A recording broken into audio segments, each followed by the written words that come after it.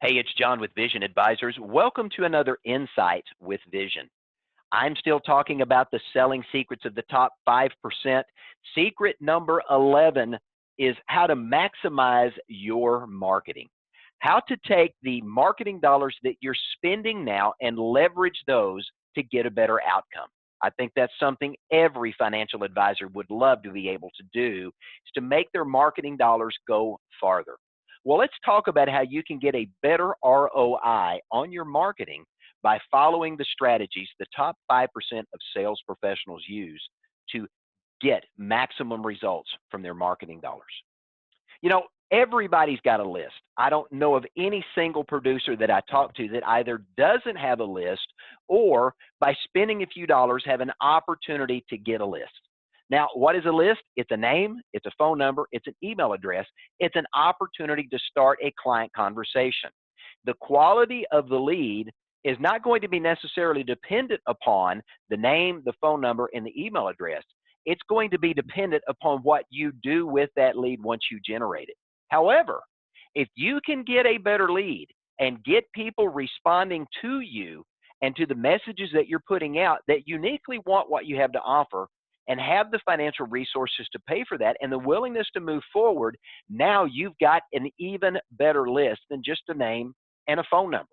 But the big question is whether your list is large or small, a handful of names or thousands and thousands of names. The big question we all have to answer is, what are you doing with your list right now? You know, it's interesting when I talk to producers across the country and I ask them what they're doing with their list. Here's what I hear, the same old all the time. I'm doing some direct mail. I'm doing some email. I've created a couple of landing pages, but nothing seems to be working. And as I began to have conversation with these producers and we go in depth into what they're doing with their messaging, they're missing a very important step.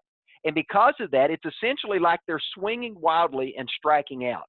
As Dan Kennedy, the famous direct response guru, says, it's like going to the batting cage blindfolded and trying to hit a home run. It's just not going to happen. But if you're missing a component in your marketing, and you're just doing the same old, you're doing what the 95% of mediocre to average financial professionals are doing, and you're getting mediocre to average to sub-average or no results, depending on the marketing list you're actually sending to and the message you're putting out.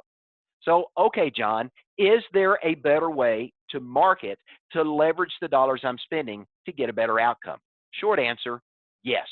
Now, let's take a look at what the top 5% are doing that allow them to get a better response and to be able to leverage the dollars they're spending to more effectively target their audience with the message that they want delivered. What do? They segment their list, and you should do the same. Now, what do I mean by segment your list? I mean to take the list of people that you have, and let's divide those individuals in that global group into subgroups and then subcategories within those subgroups. Now, how do we refine our list? Well, let's look at some demographic factors. As you're filtering your list and creating tags or creating subgroups or different categories within your global list of clientele that you're working with, you can look at age range. Group people of similar age range together. Why? Because people of similar ages tend to have very similar financial needs in their lives. You can filter it by income range, knowing that higher income individuals are going to have additional financial needs that you can service, while lower income individuals may have the needs, but they may not have the dollars to pay for those. So targeting your marketing by age or income can be very important. Understanding the education and how sophisticated a message can be extremely valuable in targeting a message to the right audience. Being able to target individuals by the type of work that they do.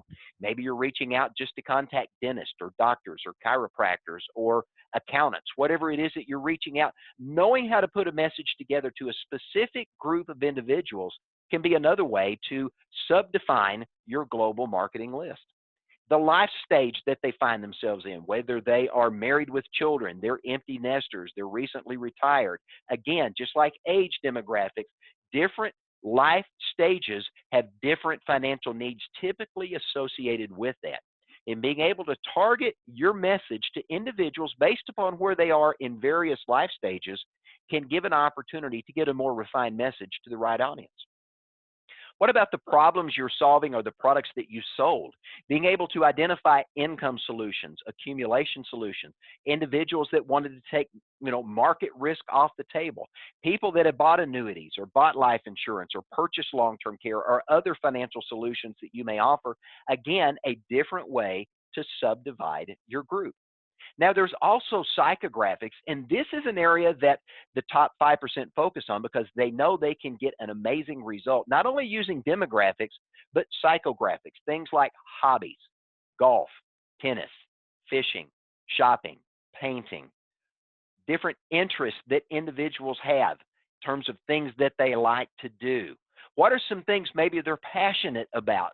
Maybe they all want to work with Habitat for Humanity. Maybe you've got another group that works with the homeless. Maybe you've got another group that works with another cause that they're passionate about. Being able to reach into and communicate directly with that group based upon these psychographics can be very powerful. What about their religious or political affiliations, civic organizations that they may belong to? Again, looking at different points of connection where you can bring together a group and speak to a message that's going to specifically relate to something that this group feels is important to them. What about their aspirations, their hopes, and their dreams? How many people not yet retired have a dream to do global travel or to go on a cruise or to do something unique when they exit the workaday world? And being able to speak to that and keep that vision and that message in front of them can be very powerful in your marketing activities. What if you marketed to different personalities? If you used a program like DISC or Real Life Management or one of the other tools that are out there to be able to analyze a person's personality or attitude or their character traits? Or what if you marketed based upon their status? Again, we've talked about that in a previous Insight episode, understanding that to certain people, status is important. And being able to market and speak to specifically those issues can allow you to refine your message to only go to the individuals that you want that message to go to based upon these types of refinements. Now, here's what one top 5% sales professional had to say about their practice. By segmenting my prospecting and my customer list and putting them into different categories, what we're referring to as lists or subgroups, I can send very targeted messages to each reader. It allows me to better match my message to my ideal target market. I love this last line.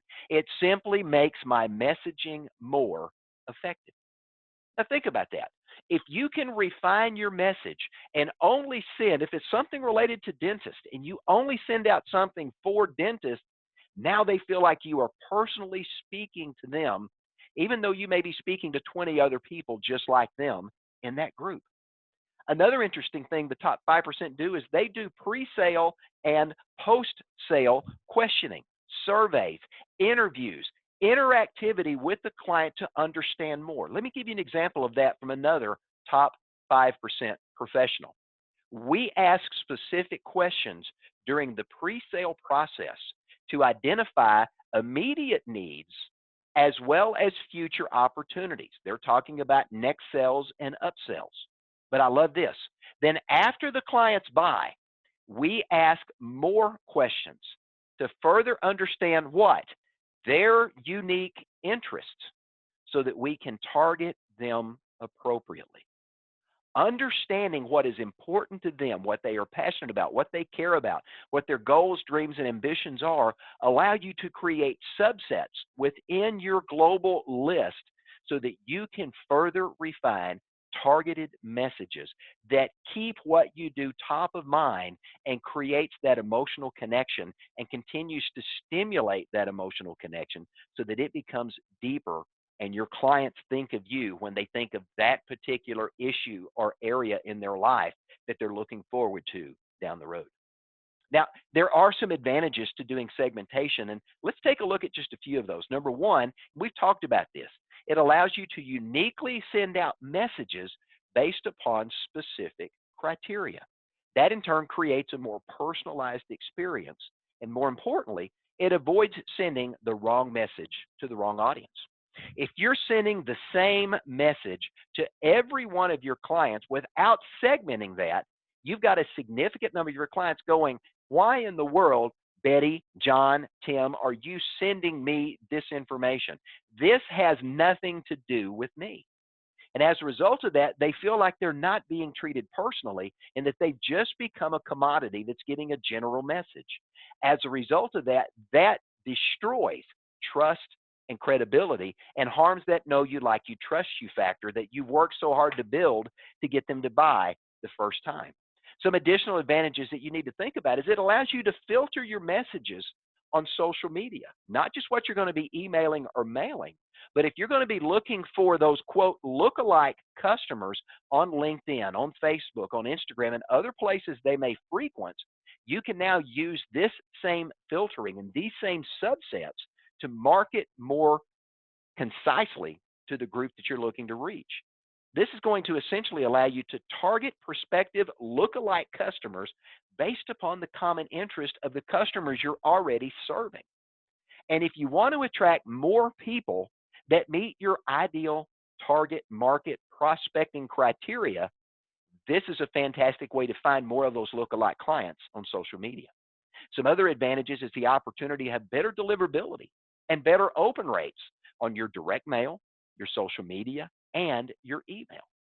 If you're sending something that's targeted, you're sending a postcard out, and that postcard has a picture of construction work, and you're sending it to construction workers, and they see that picture, they're going to flip it over and read it. If you're sending out direct mail, social media, or email to a specific target group, guess what? You're going to get lower opt-out, lower unsubscribe rates, and your envelopes are more likely to get opened and read, and the response rates back to you are going to be higher because the individuals feel like you have written a personal message just for them. Why? Because you're speaking to their interest, their desires, their fears, their worries, their anxieties, their concerns. You are targeting your marketing based upon demographics and psychographics. Now, how does the top 5% pull all of this off? Well, one of the things that they do that we find that the bottom 95% don't do nearly as often, the top 5% use a CRM, a contact management system, where they database their clients and they have some basic information they store on their clients, and they use this to create filters, tags, or other subgroupings of their clients so that they have markets within markets, leads within leads. And as they categorize and subcategorize and parse that information, now they've got manageable intelligence that lets them personalize responses. You may say, John, I'm struggling right now. We're still coming out of this coronavirus pandemic at the time this is being recorded. I don't have a lot of money for a CRM. Well, hey, I've solved that problem for you. Here are 4 CRMs that you can go to that have a free version.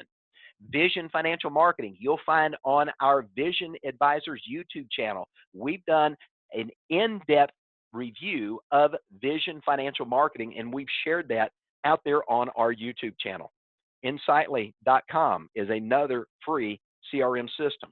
HubSpot, very popular in the direct response marketing arena.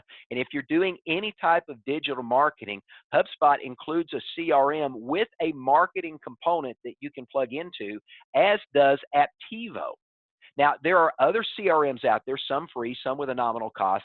Every one of these have upgrades that you can do. But if you're looking for something to get you started, you really need to have a CRM. And in fact, with the new regulatory world we're going into in 2021, you're going to need a CRM to be able to evidence and document client conversations and client interactions as part of your responsibilities as a financial professional. A CRM just allows you to put all that data in one place.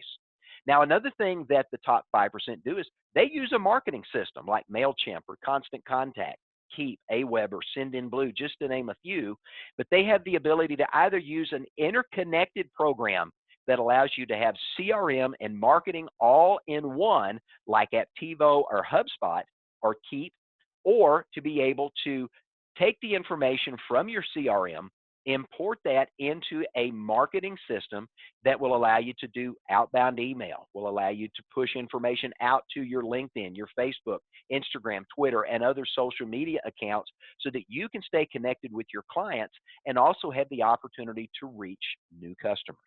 One other thing the top 5% are constantly doing that the 95% of average, mediocre, subpar financial professionals tend to do is the top 5% are constantly thinking about their marketing. They are thinking into different ways to parse the information, different messages to deliver to those subsets of their market so that they can create another opportunity to have a conversation. The top 5% understand that your clients have multiple needs, and being able to stay top of mind and to speak to how you as a financial professional can uniquely solve the needs that your clients are dealing with gives you the opportunity to position yourself in a manner that they're going to pick up the phone or reach out to you when they're ready to make a decision regarding how they're going to solve those problems. But for the top 5%, that's what they think about every day. My question for you is, what are you thinking about in your daily practice? Are you thinking about a CRM?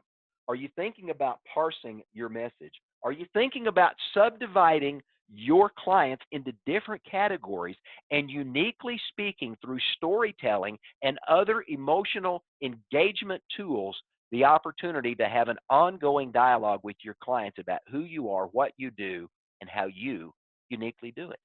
After all, you're in the marketing business. Don't forget that. And if you're not marketing yourself, you're invisible to your clients. We've talked about that over and over again, but it's an important reminder that you've got to be thinking about your business and thinking into your practice and what you are doing to make it better. Because remember this, something one of my mentors reminds me every time I have an opportunity to be on the phone or in person with him. John, your business and the quality of life that it affords you and your family can never outperform the quality of thinking that you bring to it. That's why thinking is so important. And one of the things we do at Vision Advisors is we help you think differently. We are a marketing-focused, results-oriented IMO that helps you think differently about your practice, to see the opportunities that have always been before you, but you've either overlooked them or you didn't know to look to see that they were there.